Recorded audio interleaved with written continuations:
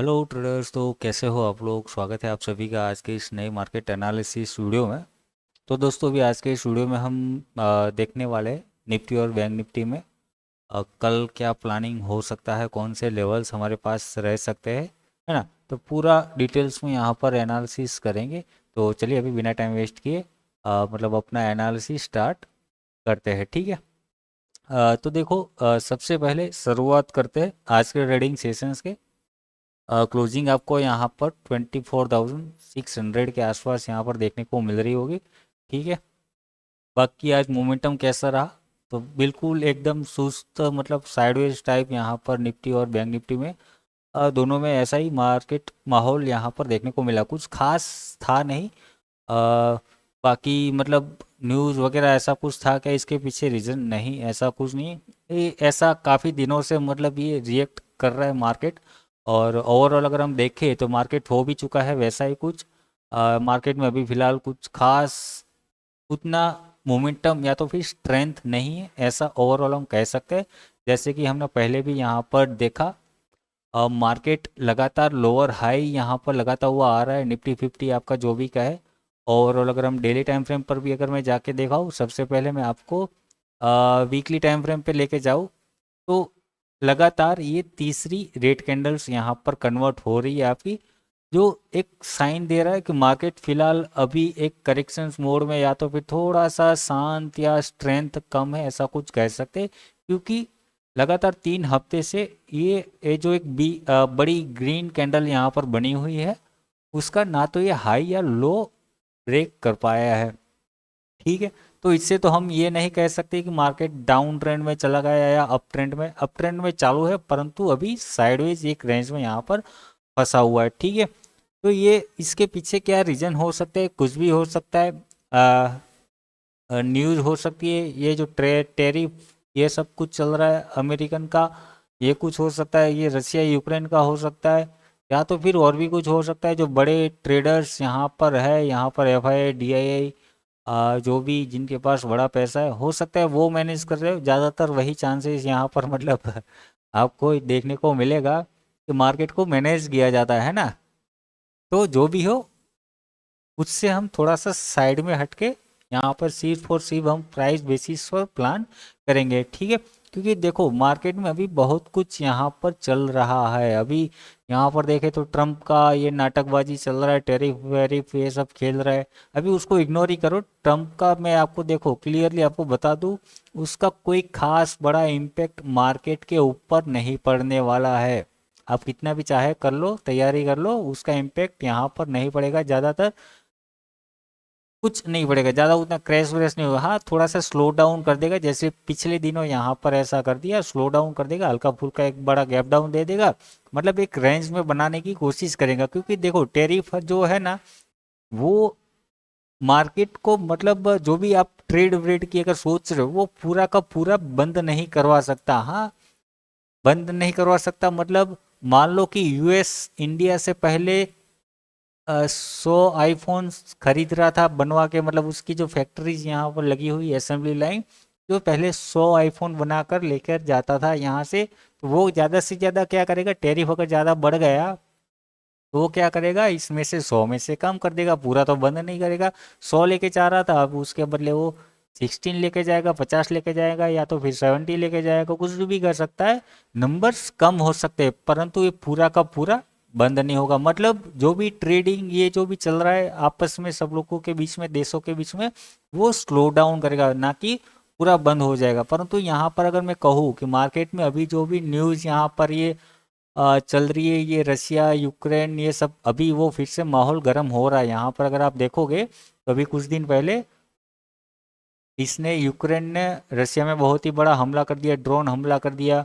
उसके बाद अगर हम देखें तो यूके ने, मतलब यूएस से, आप अगर सुना होगा या देखा होगा, तो यूके ने यूएस से बॉम्बर मांगे हैं, मतलब फाइटर जेट, ऐसे फाइटर जेट की जो न्यूक्लियर मिसाइल या हथियार छोड़ सके, ऐसे हथियार उनसे मांगे हैं, ठीक है। एक मिनट दोस्तों, मैं थोड़ा सा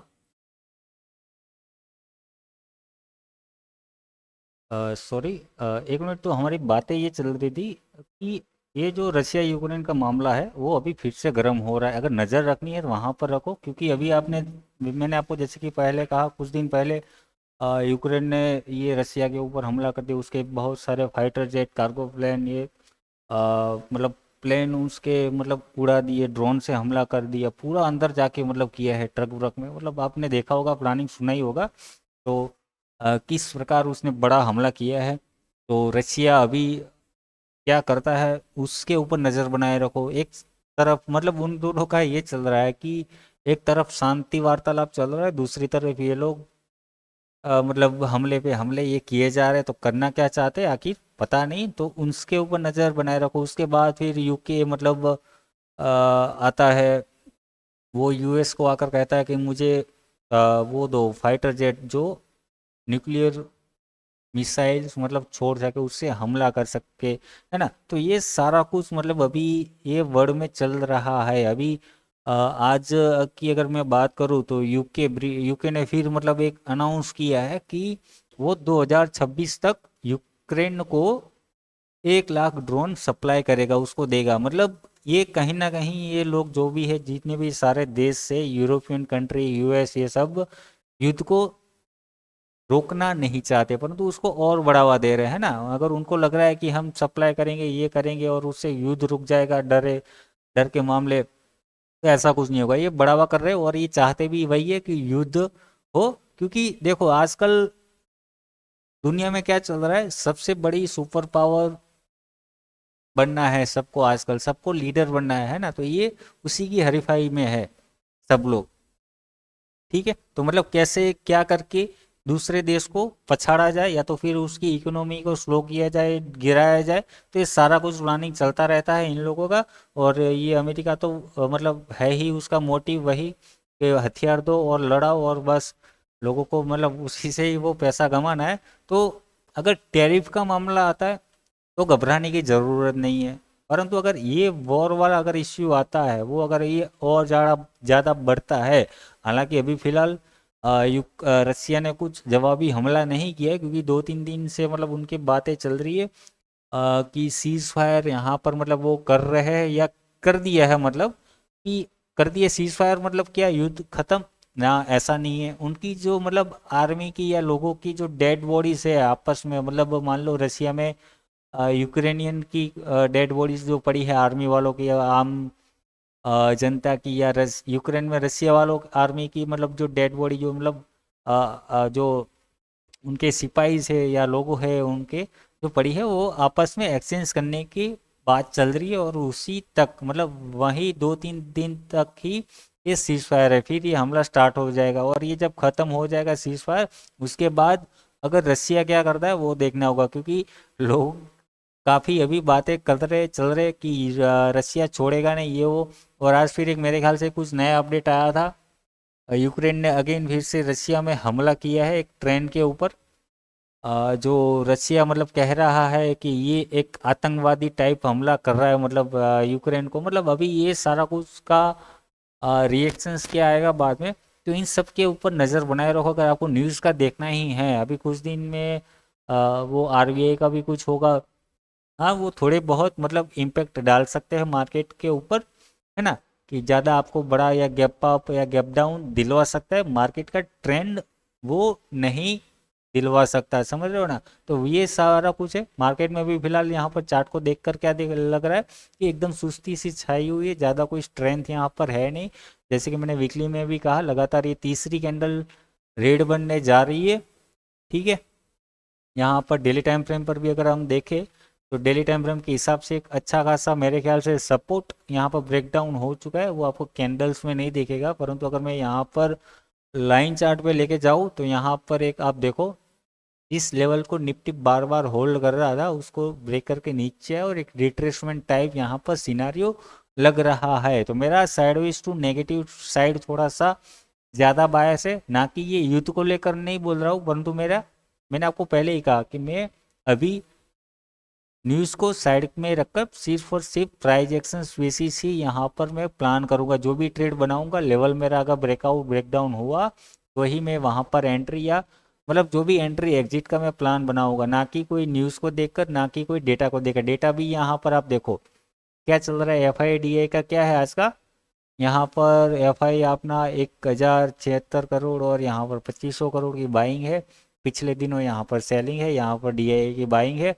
ओवरऑल अगर आप डेटा देखो पिछले महीने का, यहाँ पर पिछले महीनों से FII का क्या चल रहा है, लगातार आप देखो सेलिंग पे सेलिंग, सेलिंग पे सेलिंग, सेलिंग के नंबर देखो और अभी बाइंग के नंबर देखो, यहाँ पर देखो। तो मतलब मार्केट को एक रेंज में बनाने की कोशिश की जा रही है। ज़्यादा कोई बड़ा डेटा यहाँ पर कोई निकल कर नहीं आ रहा है, जितनी सेलिंग हो रही है वहाँ पे उतनी बाइंग हो रही है। तो मतलब ओवरऑल मार्केट को वहीं पे फंसाने की कोशिश की जा रही है।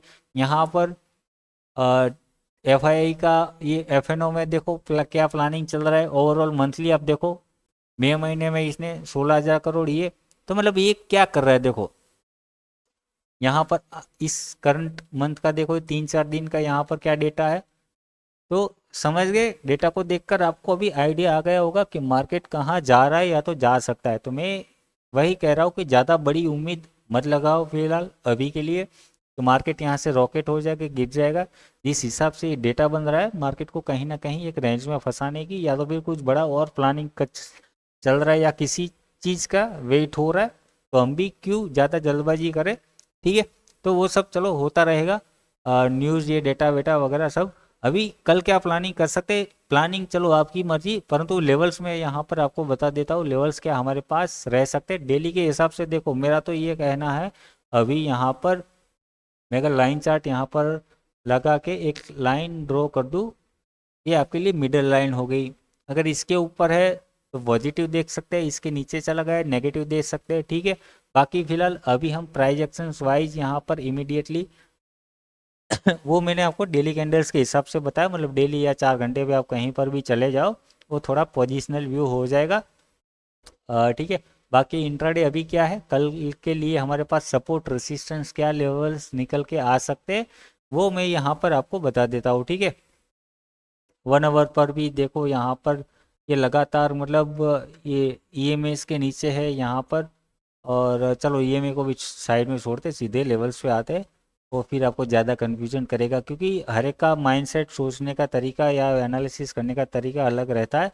तो उसको हम EMA वाला मेरा व्यू या एनालिसिस है थोड़ा सा, तो वो आपको कन्फ्यूजन करेगा। और ज़्यादा जितना मतलब एनालिसिस करोगे इधर उधर की बातें, तो फिर मतलब वो आपको कन्फ्यूजन ज़्यादा करेगा और वो एक लॉस मेकर बनाता है, समझ रहे हो ना आपको। तो वो हमें चीज़ नहीं करना है। ठीक है, तो निफ्टी में अगर देखो इमीडिएट सपोर्ट की अगर मैं बात करूं, तो मतलब कौन सा ऐसा लेवल्स रहेगा जिसके नीचे हम सेलिंग का प्लानिंग कर सकते हैं। तो ये आपके पास ये लेवल्स है यहाँ पर, इसके नीचे अगर निकला कौन सा आ रहा है 24,584 का, अगर इसके नीचे निकला तो हम सेलिंग के लिए जा सकते हैं। ठीक है, मतलब वहाँ पे सेलिंग प्रेशर आपको देखने को मिल सकता है। और सपोर्ट मतलब ये हो गया आपका। रेसिस्टेंस की अगर मैं बात करूँ, रेसिस्टेंस आपका इसी के ऊपर ही, जब तक 24,644 मतलब 650 आप ये राउंड नंबर पकड़ के चलो। और उसके ऊपर अगर निकलता है तो वहाँ उसके बाद ही हम वहाँ पे बाय साइड के लिए प्लानिंग करेंगे, क्योंकि ये देखो ये एक तो आज का डे हाई भी है, और दूसरा अगर मैं 1 आवर पे लेके जाऊँ जो कि एक अच्छा टाइम फ्रेम है, जो पोजिशनल और थोड़ा डायरेक्शनल मतलब आपको क्लियर करेगा। 15 मिनट पे 5 मिनट पे आपको थोड़ा सा वो करेगा, समझ रहे हो ना। वहाँ पे नॉइज ज़्यादा देखने को मिलेगा, परंतु यहाँ पर 1 आवर पे अगर हम देखें लगातार आपको क्या देखने को मिल रहा है, एक लोअर हाई फॉर्मेशन यहाँ पर देखने को मिल रही है क्या। पहले यहाँ पर हाई चल रहे थे, अभी यहाँ से यहाँ ऐसा ऐसा कुछ चल रहा है क्या। यहाँ पर मैं सिर्फ और सिर्फ आपको एक ये वाली कैंडल्स के ऊपर फोकस करने के लिए बोल रहा हूँ, जो कि एक बड़ा इम्पैक्ट डाल सकती है मेरे ख्याल से। तो वो जो लेवल्स मैंने निकाल के दिया वो भी उसी का हाई बैठ रहा है, जो एक बड़ी सी रिजेक्शन कैंडल है।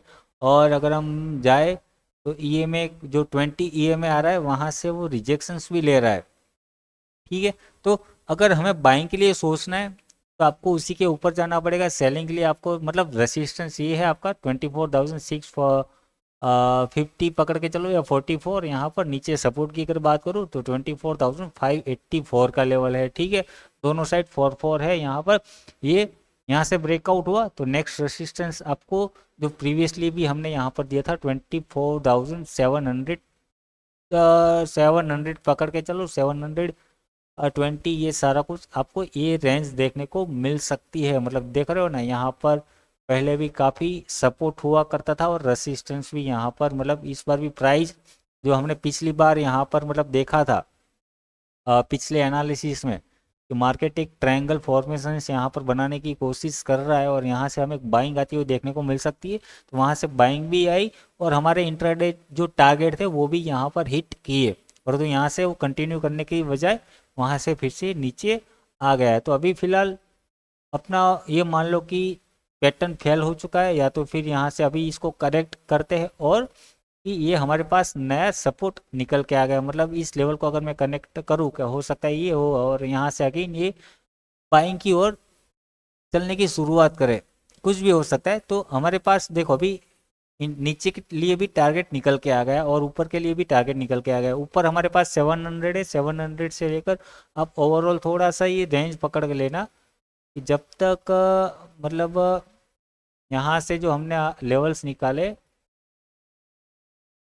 ये, ठीक है, इसके ऊपर ये टारगेट और उसके आगे अगर सस्टेन करने लगता है तो नेक्स्ट हम आगे फिर बाइंग के लिए प्लानिंग कर सकते हैं। ठीक है, ये हो गया। नीचे की अगर मैं बात करूँ तो अगर आपका ये 24,580 अगर ब्रेकडाउन करता है तो नेक्स्ट हमें सपोर्ट देखने को मिलेगा 24,500 और 500 के नीचे, मतलब 500 नहीं परंतु मोटा मोटी आप ये पकड़, हाँ 500 ही है।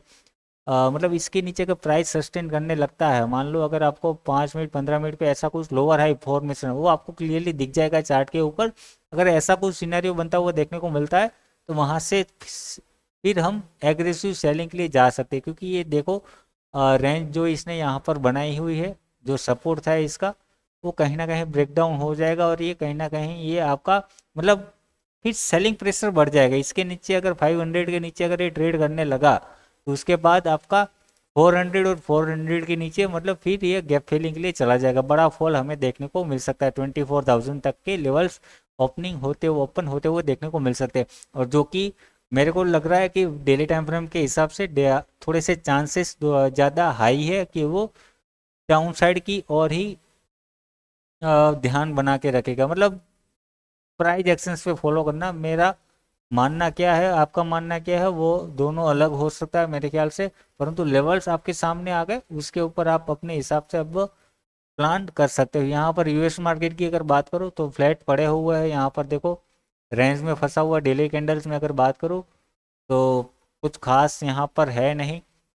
डाउ जोन्स नैस्डैक यहाँ पर एक पॉज कैंडल टाइप यहाँ पर बना रहा है, तो ज़्यादा बड़ी उम्मीद नहीं करनी है। ठीक है, मार्केट से अभी फिलहाल। और लेवल्स मैंने आपको यहाँ पर दे दिए, लेवल्स अगर ब्रेकआउट या ब्रेकडाउन कुछ होता है तो ही प्लान करना। बाकी इमीडिएट सपोर्ट रेसिस्टेंस मैंने आपको दे दिया। स्ट्रॉन्ग सपोर्ट यहाँ पर आपको ट्रेंड लाइन मैंने पकड़ा दी और 500 दे दिया आपको। यहाँ पर रेसिस्टेंस की अगर बात करो तो 750 आपको स्ट्रॉन्ग रेसिस्टेंस, या तो फिर हम 780 जो वो आपको पैटर्न यहाँ पर देखने को मिल जाएगा। लेवल्स परफेक्ट है यहाँ पर, सही है, परंतु अगर 15 मिनट का आपको एक स्ट्रक्चर ढूंढना होगा ऐसा कुछ। अगर इसके ऊपर जब तक मतलब ये समझ लो कि अब ये जैसा यहाँ पर हमें लोअर लो लोअर हाइज देखने को मिल रहा था, वैसे ही अगर मान लो यहाँ से एक ब्रेकआउट आया, ये लेवल से ब्रेकआउट आया, यहाँ तक सर्वाइव इसने किया, हो सकता है करेक्शन यहाँ से करे और फिर जाके ये उठे। मतलब जब तक यहाँ से हमें एक higher high higher low formation देखने को नहीं मिल रहा, या तो फिर हो सकता है ये इसके बाद ऐसा कुछ करे, तब जाके हम बाइंग के अंदर यहाँ पर बैठेंगे। ठीक है, मतलब आपको यहाँ पर कहीं ना कहीं एक हायर हाई पैटर्न देखने को मिलना चाहिए, तब जाके हम मानेंगे कि अब मार्केट निफ्टी आपका इसके ऊपर सस्टेन करेगा और ये नेक्स्ट आगे के रेसिस्टेंस की ओर जाएगा। मतलब 24,900 25,000 ये लेवल्स हमें देखने को मिल सकते हैं निफ्टी में आने वाले समय में, समझ रहे हो ना। अगर मतलब यहाँ इसके ऊपर सस्टेन करने लगा जब निफ्टी, तब की बात मैं कर रहा हूँ। ठीक है, तो ये हो गया हमारे पास निफ्टी का प्लानिंग। चलते हैं बैंक निफ्टी के ऊपर। बैंक निफ्टी की अगर मैं बात करूँ, देखो निफ्टी के मुकाबले थोड़ा सा मजबूत ज़्यादा दिख रहा है, परंतु उसकी भी अभी धीरे धीरे स्ट्रेंथ कम होती हुई मेरे को लग रही है। क्योंकि यहाँ पर लास्ट टाइम यहाँ पर देखो बैंक निफ्टी लगातार लोअर हाई फॉर्मेशन बन रहा है, परंतु हायर हाई नहीं बना पा रहा है। ये जो प्रीवियस यहाँ पर ऑल टाइम हाई बनाया, उसके प्राइस मतलब कई बार देखो यहाँ ये कई बार गिरा, सपोर्ट लेके ऊपर गिरा, ऊपर गिरा, ऊपर फिर से यहाँ से गिरा ऊपर, मतलब ट्रेंड लाइन पे सपोर्ट लेके ऊपर जा रहा है। परंतु ये जो हाई है प्रीवियस, ऐसा नहीं कर रहा है कि ये लगातार मतलब लोअर हाई तो बना रहा है परंतु हायर हाई नहीं बना पा रहा है ये, समझ रहे हो ना, ऐसा नहीं बन पा रहा है। तो मतलब बायर्स हर बार थोड़ी सी अपनी ताकत ज़्यादा लगा रहे, नीचे गिरने से रोक रोक रहे, परंतु वहाँ पे सेलर्स थोड़े से ज़्यादा स्ट्रोंग है या तो फिर ज़्यादा एक्टिव है इस लेवल्स के ऊपर, ऐसा कुछ कह सकते हैं। तो मतलब और इस बार भी यहाँ पर आप देखो कि बायर्स ने यहाँ पर अटेम्प्ट किया,